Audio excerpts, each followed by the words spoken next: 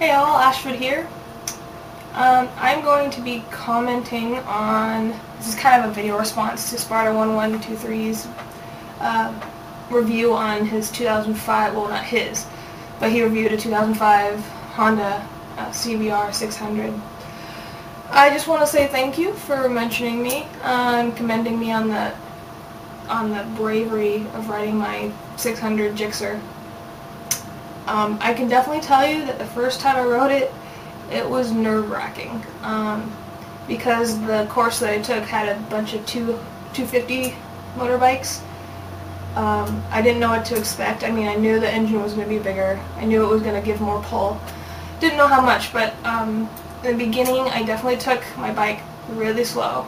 So I didn't start off really fast, as what you were saying when you just push your bike to its limits and yourself to its limits. So I also have a different mindset of riding a bike. I don't like I like going fast, but it's not worth it if I end up, sprawled out on the ground. So I try to take it easy. I respect my bike. That's what I definitely do. So in that sort, I don't go over my limits. I don't even probably go near my limits, just because I'm maybe still afraid of the bike. I guess a week ago, when my ankle started healing again, I went on a hill near my campus that has had a lot of motorcycle accidents on it, and I just took it real slow because I want to master this road. And of course it was during rush hour, which is the worst time to go, but I really felt that, feel that going your own pace first down a windy road, seeing how your bike reacts and responds, is better than taking it full throttle. So I'm glad I did that. I learned a lot of new things from my bike. I'm going to try to find like a parking lot. I haven't found too many big ones. So I've been mainly just riding around the neighborhood and just taking some swerves slowly, checking that out. But yeah, there are a couple times where if I'm just heading to the store and I know where I'm going, I know the roads, I'll just pull back on the throttle just that centimeter more, which will give me the pull that I like to feel occasionally. Of course, to me, I think the reason why I don't push my bike all the way is because I don't like looking like I'm a jerk. I hate it because I do it all the time. I see motorcycles zoom on ahead and I'll be like, wow, they're such jerks. They could kill themselves. So I don't want to be that person. I don't want to be that biker who has other people saying, oh, they're gonna kill themselves one day. Look at the way she's riding.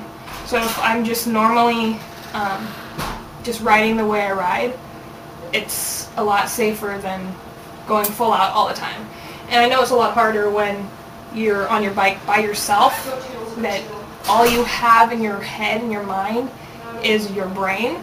Like, you don't have anybody else telling you right next to you saying you should take it slowly, You don't have, unless you're on a group ride, you don't have that microphone with your friends saying, okay, just take it easy, know your limits.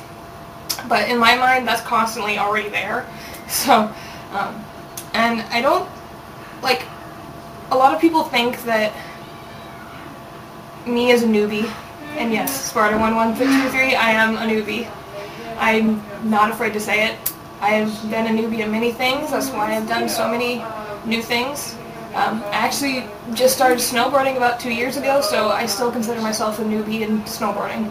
I'm getting way better, though. A lot faster. Hang on just a second, I'm going to close the door.